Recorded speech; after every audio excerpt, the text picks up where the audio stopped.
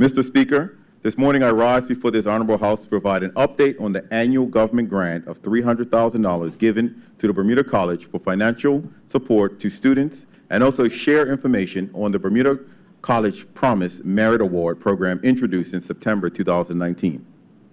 Mr. Speaker, first let me speak about the annual grant of $300,000. My honorable colleagues will recall that since September 2017, the Bermuda College has been receiving an additional $300,000 specifically to support students in financial need. We are now 6 fall and spring semesters later, and I am very much pleased with the numbers of students who have been supported financially. And if it wasn't for the financial aid provided, may not have been able to pursue post-secondary studies.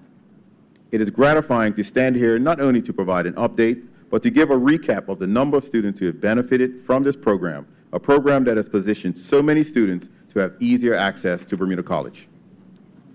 Mr. Speaker, it's always good to remind ourselves about the purpose or the reason why initiatives are implemented, so as we begin to internalize the importance. I remind my honorable colleagues of the purpose of the funding initiative of $300,000. The Bermuda College was given a mandate that these monies will be used solely as financial assistance for students who desire to enroll in 3 categories of study at the Bermuda College. 1, non-program and program academic division courses. 2, professional and career education, otherwise known as PACE programs. Students enrolled in these programs have not previously received financial support. And lastly, 3, bachelor degree programs offered through the Bermuda College. Mr. Speaker, my honorable colleagues will recall the criteria set out in that new students who demonstrated a financial need and current students achieving a grade point average of 2.0 or higher were eligible to receive financial support. To date, the financial awards have ranged from 30 to 80% of students' educational costs, which covers the total value of tuition plus fees. Mr. Speaker, when I revisited the data on the number of students who have been financially assisted since 2017, I was truly encouraged. During the 2017-18 academic year, a total of 313 students received financial support. At the end of the 2018-19 year, 198 students were financially supported. And for the current 2019-20 academic year, to date, 219 students have been assisted financially. This is the fruit of the government's promise to the people of Bermuda in our election platform, in which we said, and I quote, to increase accessibility to Bermuda College by providing financial support to students in need. It remains our belief that finances should not be a barrier to tertiary education. Mr. Speaker, during the past 3 academic years, more than 700 students enrolled at the Bermuda College as a result of receiving financial aid. These students were enrolled in a variety of study programs. Mr. Speaker, I cast my mind back and recalling hearing, let me say, a personal testimony from a mature student enrolled at Bermuda College's Culinary Arts program. She shared with me and some of my ministerial colleagues how she had been made redundant from her job and was in the midst of determining the next steps of her life. She had a love for cooking, and after being informed about the financial assistance that government had provided for students in financial need who wanted to pursue studies at the Bermuda College, she decided to apply and was successful. Mr. Speaker, she stated that the financial support made it possible for her to pursue her passion. Hearing stories like this makes all it worthwhile. I commend all 700+ students for not giving up because of the lack of finances and encourage more to take advantage of the financial support program this government is providing to the Bermuda College. Mr. Speaker, I will now shift to provide a brief update on the merit-based College Promise program. My honorable colleagues will know that the government introduced this program for the first time last year for public school graduates to attend Bermuda College tuition-free. The introduction of this merit-based program not only fulfills another election platform promise, and I quote, to increase funding for scholarships so students in public school have more opportunities to secure higher education.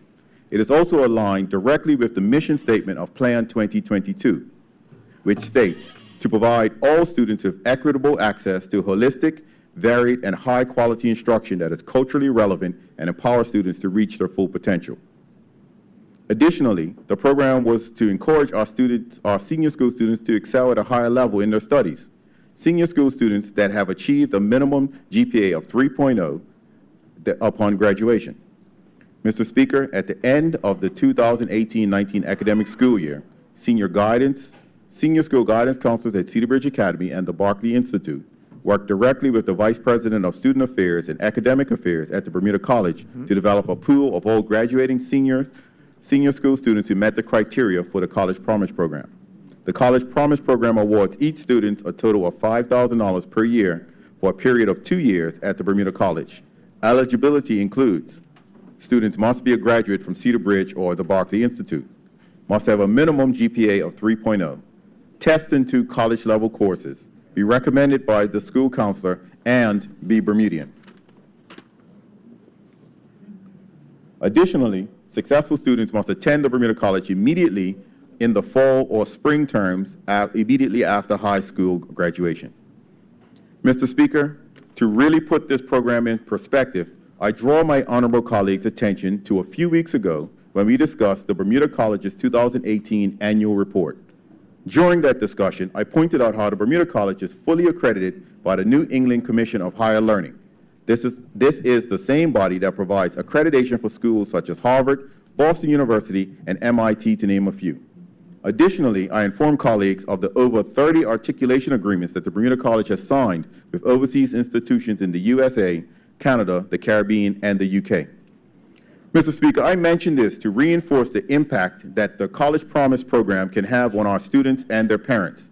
The potential to obtain your associate's degree tuition-free and transfer those credits into a four-year institution and start in the 3rd year of tertiary education represents a huge financial relief to our students and their parents. This program strikes directly at the heart of the historic inequalities that may have prevented our students, in particular Black public school students, from achieving their full potential.